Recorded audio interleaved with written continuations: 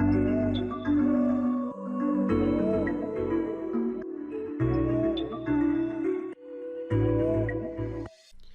this video, I will explain how you can move the layers in Photoshop document as well as how to delete the layers.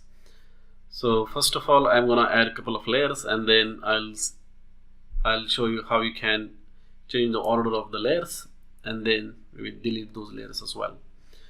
So here on the right hand side, you can see that there is the default layer that has been created. When you create a new document, default layer is created for you, that is called as layer 0.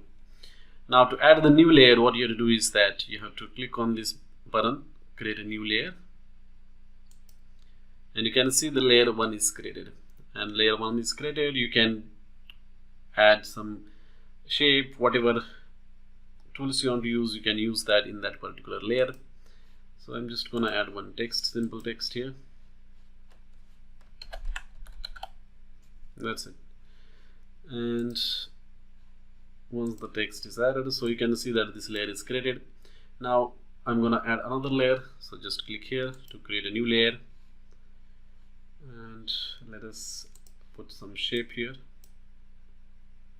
A new shape has been created. You can see that on the right hand side there are 3 layers at this point of time.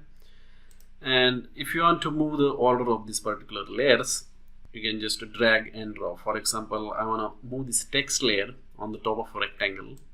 So just select that layer and drag it on the top of this rectangle layer. You can see that now hello, this particular layer, text layer, is the topmost layer.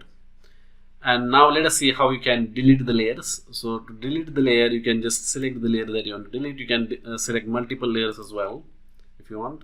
And once the layers are selected, you can click on this delete button. That's it. You can see now the 2 layers that we had added are now deleted. That's it. Thanks for watching.